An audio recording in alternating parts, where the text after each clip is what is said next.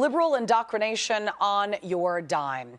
New York Attorney General hosting a taxpayer-funded drag queen story hour. This after drag queens crashed famed actor and writer Kirk Cameron's story hour on faith and family in Arkansas.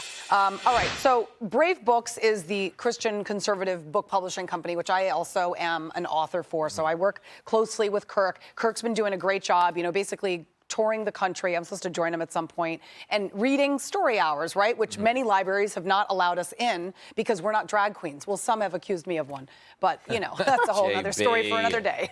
Anywho, so basically now you've got taxpayer dollars paying for drag queen story hour to children, which listen, I love a good drag show, but like not for my first grader. No? I mean, what is wrong with this country that we're actually promoting this stuff and we're using taxpayer dollars to do so? Here's the thing. Drag shows have been going on for a very long time without incident all over this country. Right. They didn't involve children. Right. It's got it's got a following, especially in gay culture. It's a big part of gay culture. It's not personally my thing, but people like it. It's campy, it's funny, it's bawdy, it can be raunchy. And go for it. Knock yourself out, have fun, go to your brunch. But there are some lines here, do taxpayer dollars need to fund this? And do we need to have children at these events? And look, I get some of them are maybe not explicitly sexual and parents can make decisions about what their kids are exposed to, but some of these things are quite explicitly sexual, and you could not bring a child to a strip club. That's not legal. So I feel like there are some lines that could be drawn that most Americans would agree with, and yet we're having these totally insane culture war fights about this thing right now. Yeah, no, it's very odd. And so basically to counter the drag story hour, Brave Books was going to hold their own wholesome book reading, which was supposed to happen this afternoon at the very same time as the drag story. Well, they had to actually cancel it, which I just found out about, okay? So the publisher just texted me and said that they canceled it because on Friday, one of Kirk's readings was ambushed by LGBTQ protesters, which his book is not about homosexuality at all. So I'm not quite sure. All it is about wholesome, all-American values. Like, my book's on perseverance. Who am I offending? Why are drag queens offended by our books?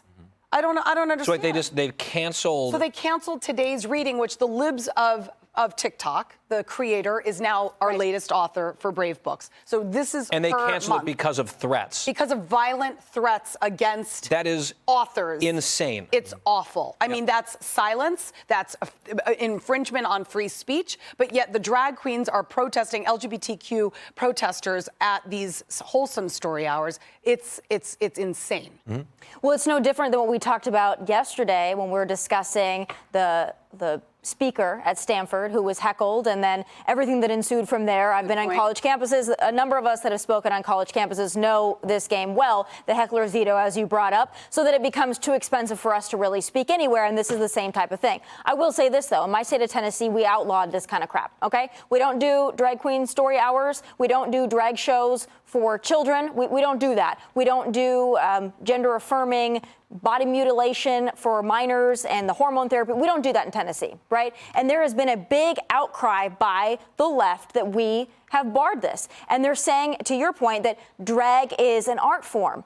Okay, nobody's saying you can't do drag, you just can't bring children into it. And as you said, I would think that the majority of the sane LGBTQ movement also agrees with that. But there is this radical section that I call the Rainbow Mafia that has been able to completely change the narrative on this. And it's really unfortunate because I think there are a lot of people in the actual community that also think this is ridiculous. But unfortunately, this is the narrative. A lot of people in the community do, and I mean, I am very pro-LGBTQ, as everybody knows. But I have children. I don't want my children learning about some of these books that Ron DeSantis even got banned from reading on live television because it's so inappropriate. Yeah, they were so sexual and graphic in nature that the news networks couldn't keep up with them. But what I'm fascinated by right now when it comes to parenting is I think any parent who's being objective knows a kid doesn't belong at a drag show. I think this is a testament to just how divided and hyper-partisan of a time we're living in, where one side is embracing this simply because the other side is against it. But what I'm always fascinated by is the left is going to such great lengths right now to re-edit books, like classic children's books, because they don't want kids seeing gendered language. But they're fine with kids seeing a guy named Cinnabons in a dress giving them a lap dance. Like, that doesn't square. And at that moment, when you know you're on one side of you can't see this word, it's spokesperson, it can't be spokesmen, that's bad for the kid's development. Yeah. Now, here's a 20, go put it in that guy's garter belt. That doesn't square, dude, No. It doesn't. No, and listen, bottom line is that these books are about sex. And drag queens obviously are portraying a different sex, and then you have to explain to your children what sex is. I don't want to have the conversation of sex until my kids are at least 40. Oh, and by the way, if you do want a wholesome reading for your children, I am not a drag queen. I will not be reading the story, but my book, Fiona's Fantastical Four, is one of Brave Books' many books. Pick it up. It's available on bravebooks.com. If you want some wholesome reading, go ahead and pick it up. Hi, everyone. I'm Brian Kilmeade. I want you to do me a favor. I want you to click to subscribe to the Fox News YouTube page. This is the only way that I know for sure that you're not going to miss any great commentary, any great news bites, any great interviews coming your way on Fox. You can get it all here on YouTube. So subscribe right now.